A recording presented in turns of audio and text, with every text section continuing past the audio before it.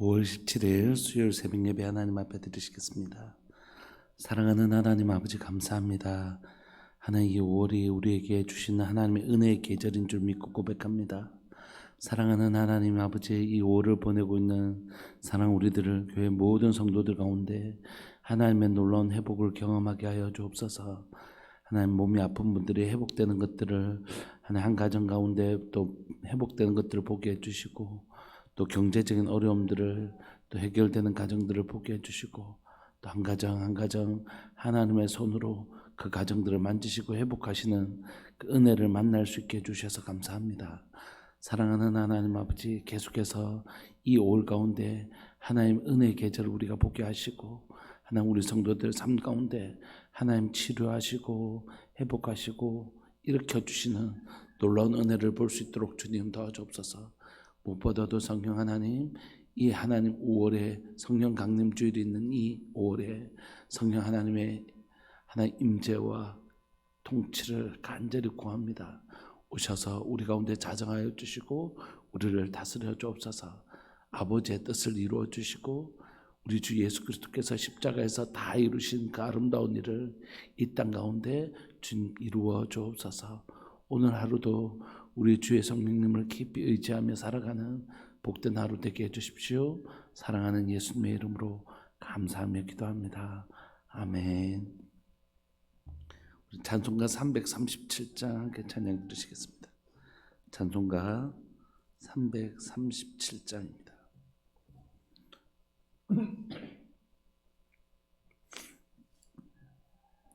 337장.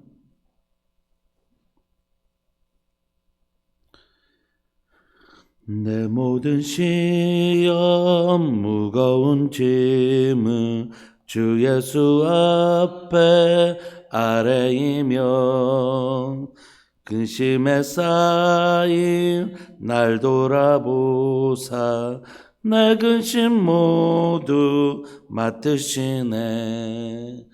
무거운 짐을 나 홀로 지고 견디다 못해 쓰러질 때 불쌍히 여겨 구원해 주리 은혜의 주님 오직 예수. 내 모든 괴로 닥치는 환난 주 예수 앞에 아뢰이면 주께서 친히 날 구해 주사 넓으신 사랑 베푸시네. 무거운 짐을 나 홀로 지고 견디다 못해 쓰러질 때 불쌍히 여겨 구원해 주리 은혜의 주님 오직 예수. 무거워질 때 주 예수 앞에 아뢰이면 주께서 친히 날 구해 주사 내 대신 짐을 져주시네. 아멘. 무거운 짐을 나 홀로 지고 견디다 못해 쓰러질 때 불쌍히 여겨 구원해 주리 은혜의 주님 오직 예수. 마음의 시험 무서운 죄를 주 예수 앞에 아뢰이면 예수님 나의 능력이 되사 세상을 이길 힘주시네. 무거운 짐을 나 홀로 지고 견디다 못해 쓰러질 때 불쌍히 여겨 구원해 주리 은혜의 주님 오직 예수. 아멘. 우리 하나님 말씀 함께 보시겠습니다. 사무엘하 19장 1절부터 8절까지 하나님 말씀 함께 보시겠습니다.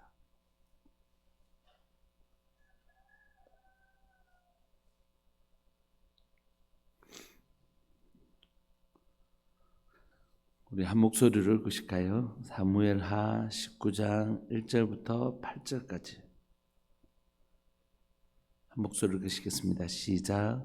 어떤 사람이 요압에게 아뢰되 왕이 압살롬을 위하여 울며 슬퍼하시나이다 하니 왕이 그 아들을 위하여 슬퍼한다 함이 그날의 백성들에게 들리매 그날의 승리가 모든 백성에게 슬픔이 된지라.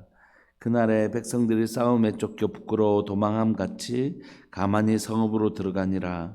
왕이 그의 얼굴을 가리고 큰 소리로 부르되 내 아들 압살롬아 압살롬아 내 아들아 내 아들아 하니 요압이 집에 들어가서 왕께 말씀드리되 왕께서 오늘 왕의 생명과 왕의 자녀의 생명과 처척과 비빈들의 생명을 구원한 모든 부하들의 얼굴을 부끄럽게 하시니 이는 왕께서 미워하시는 자는 사랑하시며 사랑하는 자는 미워하시고 오늘 지휘관들과 부하들을 멸시하심을 나타내심이라.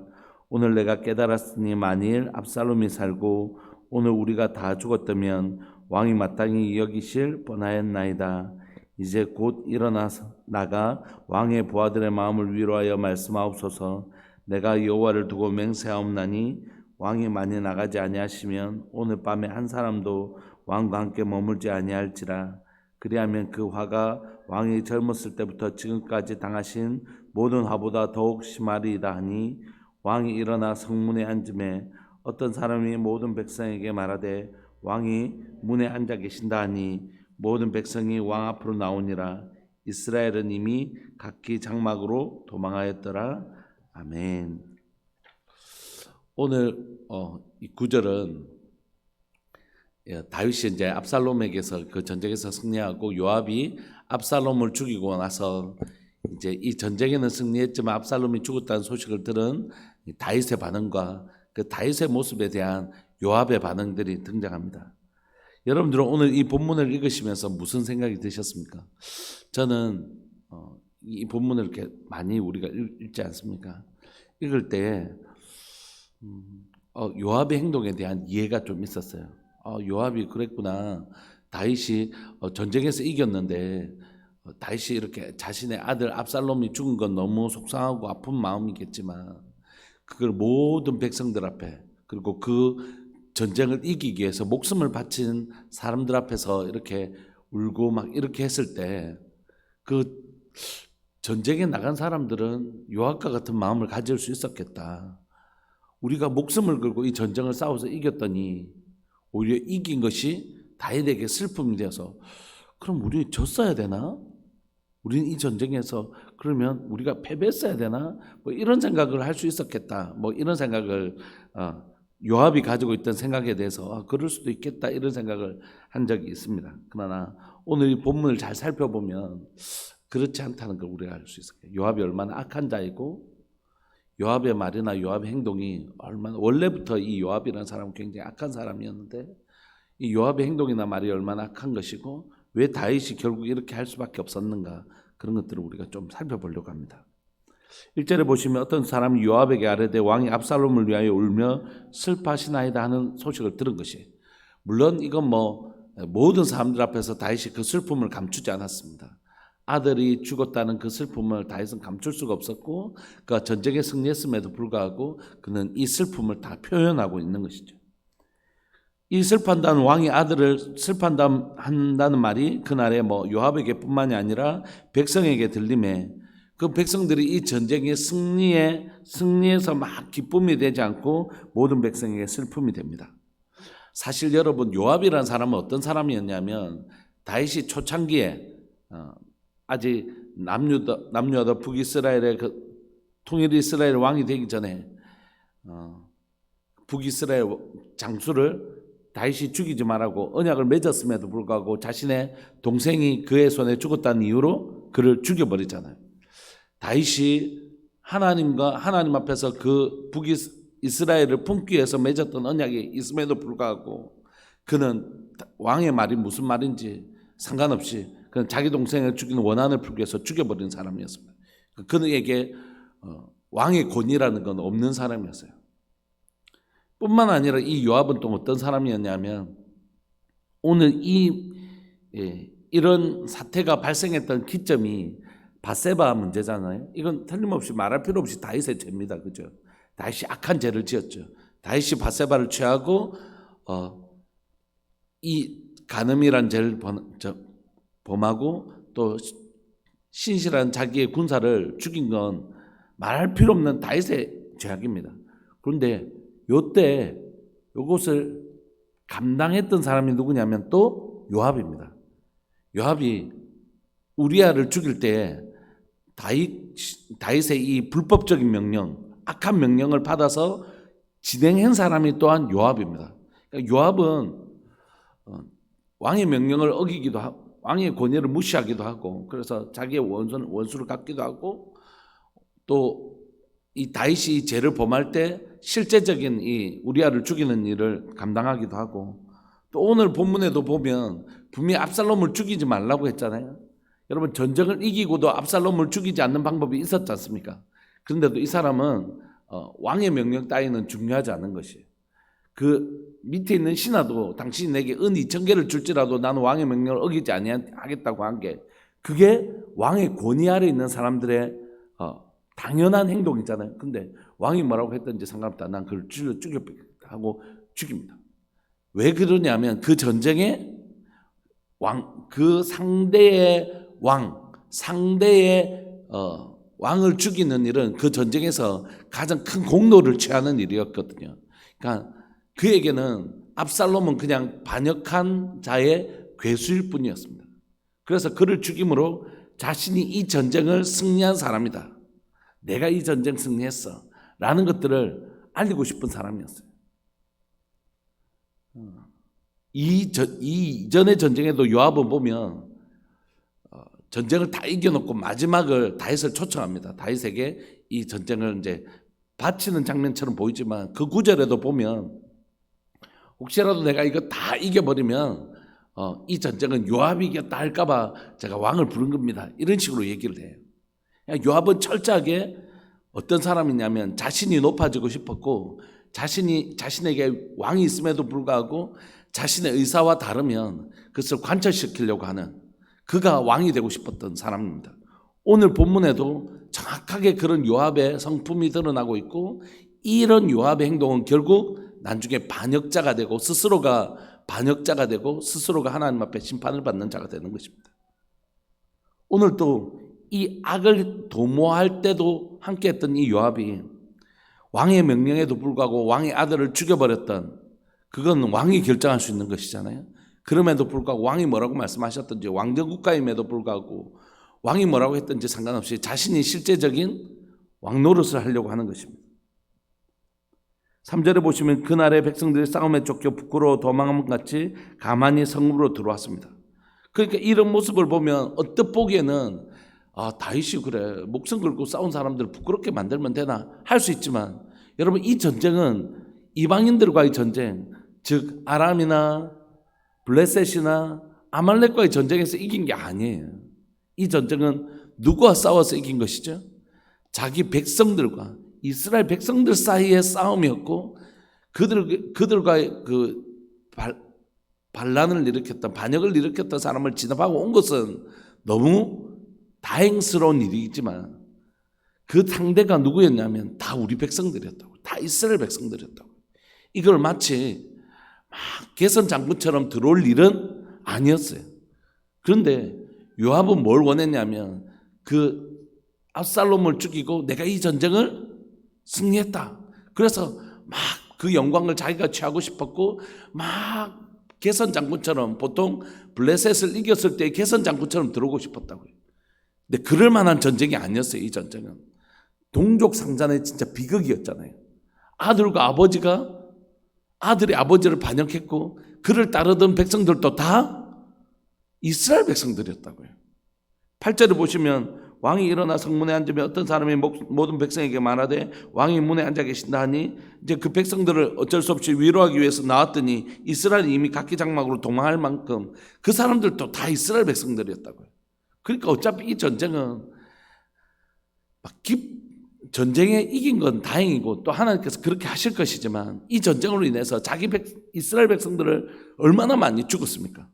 막 기뻐하면서 들어올 만한 그런 개선 장군처럼 들어올 만한 전쟁이 원래부터 아니었다고요. 그런데 요압은 그렇고 싶지 않았던 것이죠. 그래서 4절에 보시면 자기가 누릴 영광이 지금 이걸 막 걱정해서 이런 게 아니고 요압이 자신이 지금 이제 이 전쟁의 승리로 누려야 될 영광이 다윗이 압살롬을 슬퍼하는 것으로 말미암아 하나도 누리지 못하게 되었잖아요. 그래서 요압이 이런 행동을 하는 것입니다. 5절에 보시면 요압이 집에 들어가서 왕께 말씀드리되 왕께서 오늘 왕의 생명과 왕의 자녀의 생명과 처첩과 비빈들의 생명을 구원한 모든 부하들의 얼굴을 부끄럽게 하시니 이는 왕께서 미워하시는 자는 사랑하시며 사랑하신 자는 미워하시고 오늘 지휘관들과 부하들을 멸시하심을 나타내심이라. 오늘 내가 깨달았으니 만일 압살롬이 살고 오늘 우리가 다 죽었다면 왕이 마땅히 여기실 뻔하였나이다. 요압이 이제 왕에게도 얘기하면서 전혀 가초야 예의 같은 건 없는 것이에요. 차라리 우리가 죽었으면 나았겠네요. 막 이렇게 빈정거리는 것이죠. 그것으로 끝나지 않고 7절에 보면 왕을 바로 위협합니다. 협박하죠. 7절 이제 곧 일어나 나가 왕의 부하들의 마음을 위로하여 말씀하옵소서. 내가 여호와를 두고 맹세하옵나니 왕이 만일 나가지 아니하시면 오늘 밤에 한 사람도 왕과 함께 머물지 아니할지라. 그리하면 그 화가 왕이 젊었을 때부터 지금까지 당하신 모든 화보다 더욱 심하리다. 이렇게 얘기하는 것입니다. 지금 이 요압은 뭐라고 얘기하냐면 내가 여호와를 두고 맹세한 하나님의 이름을 걸고 맹세하면서 이 협박을 하는 거죠. 하나님의 이름을 사용해서 이 다윗을 협박하고 있는 것입니다. 당신 지금 나가서 이 백성들을 위로하지 않으면 당신 오늘 밤에 왕과 함께 하는 사람 하나도 없을 것이고 젊었을 때부터 지금까지 당한 모든 화보다 더 심하리다. 그럼 다윗은 이 요압의 말을 듣고 어떻게 행동해야 옳았을까요? 8절에 이때 왕이 일어나 성문의 자리에 앉습니다. 그리고 어떤 사람이 모든 백성에게 말하되 왕이 문에 앉아 계신다 하니 모든 백성들이 왕 앞으로 나오고 어쩔 수 없이 요압의 말대로 지금 하는 다윗의 모습을 봅니다. 그러면 우리가 다윗은 왜 이렇게밖에 행동하지 못했을까 하는 것들을 살펴볼 필요가 있죠. 여러분, 사울과 요나단을 죽인 사람들, 내가 사울과 요나단을 죽였습니다 한 사람을 다윗이 어떻게 처리했죠? 그걸 죽였습니다. 네가 하나님께서 기름 부은 자를 네가 죽였다고? 그럼 네 말이 그 증인이 되어서 그 사람을 죽여버립니다. 하나님의 주권을 무시한 그 사람을 죽여버립니다. 그러면 여러분, 요압의 행동은 지금 다윗이 요압을 죽여도 요압이 아무 할 말이 없습니다. 왜냐하면 분명히 다윗이 압살롬을 죽이지 말라고 했잖아요. 그런데 왕의 명령을 설사 그 전쟁에 이겼다 할지라도 왕의 명령을 어긴 사람을 어떻게 할 수 있죠? 분명히 그 잡아오라고, 예를 들면 압살롬이 아니라고 해도 그 다른 이방인과의 전쟁에서라도 그 장수를 반드시 잡아오라고 했는데 잡아올 수 있었음에도 불구하고 자기 마음대로 죽였다라면 그 왕의 명령을 우습게 여긴 것이거든요. 그렇다면 왕정국가에서 얼마든지 요압을 죽일 수 있었습니다. 그리고 지금 아무리 이 반역이 있었다 하더라도 여전히 다윗은 다윗이거든요. 근데 다윗을 지금 협박하잖아요. 당신이 막 이렇게 해요. 그럼 이 협박에 대해서 다윗이 네가 감히 왕의 명령을 어기고 왕을 겁박한 죄를 내가 너에게 묻겠다라고 할 수 있을까요, 없을까요? 있죠. 근데 왜 이렇게 다윗이 못했을까요? 왜 다윗이 못했을까요? 그건 이 죄의 출발점이, 압살롬과 다윗의 반역의 출발점이 누구에게 있었기 때문이죠? 자신에게 있었기 때문에. 자신의 죄악으로부터 이 문제가 출발했기 때문에 이 문제에서는 자기가 떳떳할 수 없었고 왕권을 행사할 수가 없었습니다. 뿐만 아니라 지금 이 자신이 요압에게 이 명령을 시켜가지고 우리아를 죽였잖아요. 이 범법을 행한 것을 다윗이 요압에게 자신이 얼마나 죄악된 시켜가지고 그 사람 죽였잖아요. 요압 앞에서 다윗은 약한 자가 될 수밖에 없었습니다. 왜냐하면 그가 자신의 죄에 이 요압을 사용했기 때문에. 여러분, 권위라는 것은 어디서부터 나오는가? 특별히 하나님의 사람의 권위는 어디서부터 나오는가? 저 사람의 권위는 어디서부터 나오는가? 목회자의 권위는 어디서 나오는가? 우리 장로님도 여기 계시고 우리 중직자들이 요즘 이제 피택돼서 다음 주부터 본격적으로 이제 훈련 받는데 우리가 중직이 된다는 거 그 권위는 어디서 나오는가? 저 사람이 하나님의 사람으로서 그 권위는 어디서 나오냐면 하나님께서 그 사람을 목사로 세우셨기 때문에 생기는 것이라고. 그리고 이 백성들이 하나님의 말씀대로 사는 그 지도자를 존경하기 때문에 생기는 것이죠. 그런데 그 권위자가 언제 이 권위를 잃어버리냐면 하나님이 이 권위를 주셨음에도 불구하고 그 권위 아래 살지 않기 때문에. 하나님께서 제게 주신 권위는 이런 것인데 제가 제 위에 더 높은 권위가 있잖아요. 근데 그 권위를 무시하고 내 마음대로 행동한다면 제한테 권위가 있겠습니까? 하나님이 주신 권위 밖에 행동한다면 저는 권위가 없는 것입니다. 예를 들면 사장님이 어떤 과장에게 당신에게 내가 이 권리가 있지만 이 권리를 사장님이 모든 일을 다 할 수 없잖아요. 그래서 위임을 합니다. 그래서 결제할 때도 과장 정결 이런 게 있잖아요. 그러면 그 범위 안에서만 그 사람이 행사할 수 있습니다. 자신에게 주지도 않은 권위를 가지고 쓸 수 없어요. 그런데 언제 우리 하나님의 사람들은 언제 이 권위가 잃어버리냐면 죄를 범할 때요. 다시 말하면 하나님이 주시지 않았던 것까지 자신이 죄를 범할 때 나는 이 권위에 대해서 무능한 자가 되는 것입니다. 그가 다윗이라고 하더라고요. 만약에 다윗이 죄를 범하지 않고 자신이 죄를 범할 때 이 요압이 내가 당신 죄 짓는 거 다 봤어. 심지어 네가 내 시켜가지고 죽였잖아. 이 관계가 형성되고 나면 다윗은 요압 앞에서 떳떳할 수가 없는 것입니다. 왜냐하면 자기가 시켜서 우리아를 죽였잖아요. 자기 부하도 자기 그 여인 하나 겁탈하려고 죽여놓고 벌써 이 관계에서 다윗은 거룩한 권위를 상실하게 되는 것입니다. 그래서 사단은 늘 뭘 건드리냐면 하나님의 권위자의 거룩함을 건드립니다. 목회자는 언제 그 권위를 잃어버린다고요? 거룩함을 잃어버리면 권위를 잃어버리는 것입니다. 목사님 저렇게 얘기하면서 사실은 이렇게 행동하시면서 하면 안 되는 것이. 목회자는 거룩함을 잃어버리면 권위를 잃어버립니다. 목회자만 그렇습니까? 아니요. 세상의 사람들도 그렇습니다. 요즘 우리가 이런 일을 찾는 건 일도 아니잖아요. 어떤 유력한 정치인이 자신의 어떤 잘못이 드러나면 형편없게 그 사람이 전락하는 경우들을 우리가 흔히 보잖아요. 말할 필요도 없지 않습니까? 구체적인 이름을 거명해서 좀 그렇지만 조국이라는 이제 그 사람 울산 쪽에도 교수님 하셨거든요. 울산대 법대. 근데 젊었을 때 가장 어릴 때 가장 젊은 나이에 그런 교수가 되었고 많은 젊은이들에게 북 콘서트라는 것을 통해서 굉장히 인기를 얻었습니다. 그런데 그가 자기가 말할 때는 굉장히 이렇게 진짜 이 나라를 정직하게 한번 바꿔보자는 그렇게 얘기하다가 정작 삶을 들여다보니까 기존의 기득권 정치인들하고 함께 다를 게 없다. 이게 드러나니까 그가 그렇게 이제 된 것이잖아요. 제가 정치적인 이야기를 하려고 하는 게 아닙니다.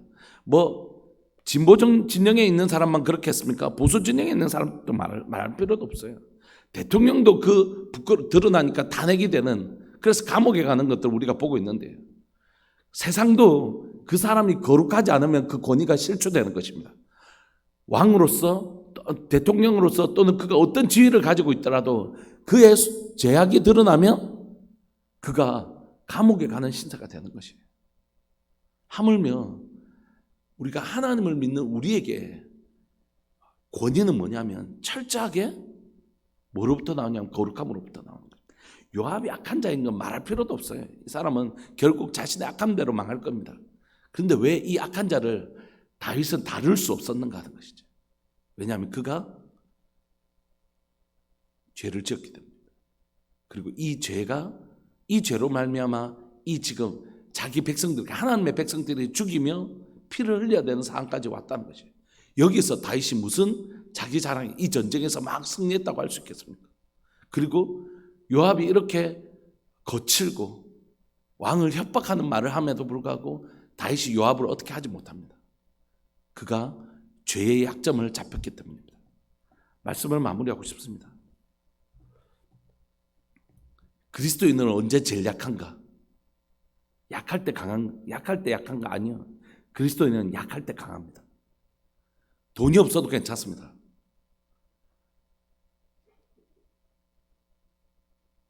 부할 때도 알고 가난한 때도 처할 줄 알아. 이 모든 것 가운데 처할 줄 아는 사도 바울은 내게 능력 주신 자 안에서 내가 모든 것을 할 수 있다는 걸 배웠기 때문에 여러분 우리가 좀 부족해도 괜찮습니다. 돈이 좀 부족해도 뭔가가 체력이 좀 부족해도 재능이 좀 부족해도 괜찮습니다. 저는 오래 기타를 쳤습니다. 근데 아직도 기타를 잘 못 쳐요. 진짜 기타 잘 못 치거든요. 찬양을 아주 오랫동안 예배 인도를 했습니다. 근데 아직도 박자를 잘 못 치고 음정을 잘 못 맞춥니다. 그래도 하나님 저를 아주 많이 쓰십니다. 우리가 그런 거 부족할 수 있어요. 왜냐하면 하나님 그런 부족함을 약할 때 강함되게 하시거든요. 그런데 그리스도인이 언제 진짜 약한가? 그건 거룩함을 잃어버리면 다윗이라도 이 천박한 요압 앞에서 어떻게 하지 못하는 것이에요.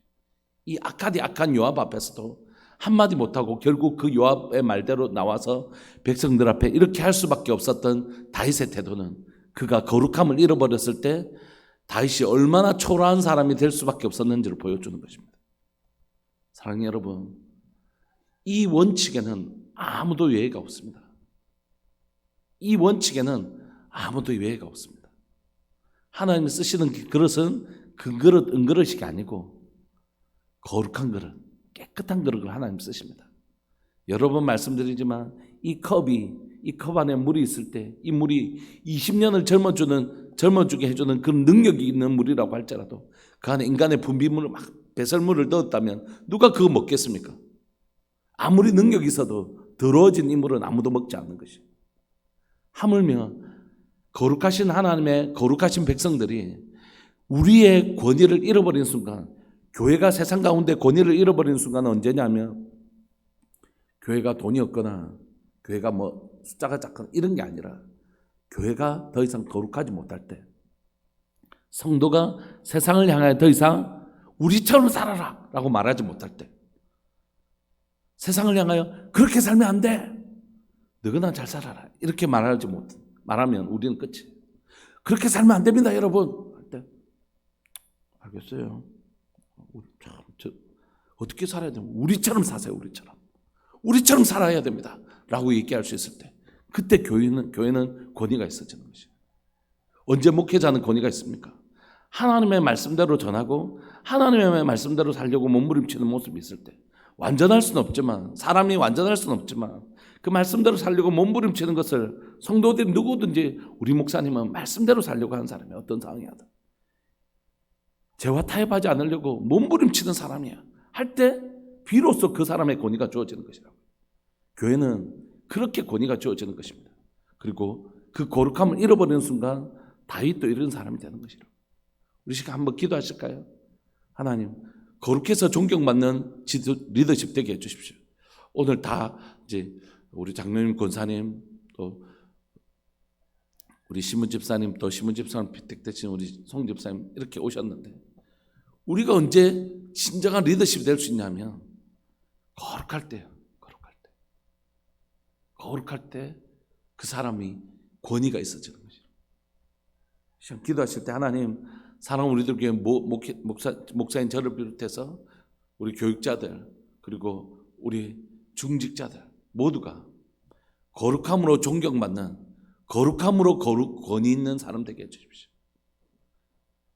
요압의 이런 행동에 말 한마디 못하는 안타까운 다윗의 모습을 보면서 하나님, 거룩하기 때문에 하나님 당당할 수 있는, 거룩하기 때문에 당당할 수 있는, 약점을 잡히지 않는 것이 거룩하기 때문에 당당하는 그런 목사 되게 해주시고, 거룩하기 때문에 당당할 수 있는 우리 중직자들 되게 해주시고, 당당하기 때문에 세상 가운데 떳떳할 수 있는 교회와 성도, 세상을 향하여 잘못된 것을 꾸짖을 수 있는, 거룩하기 때문에 당당할 수 있는 하나님 우리 되게 해주십시오.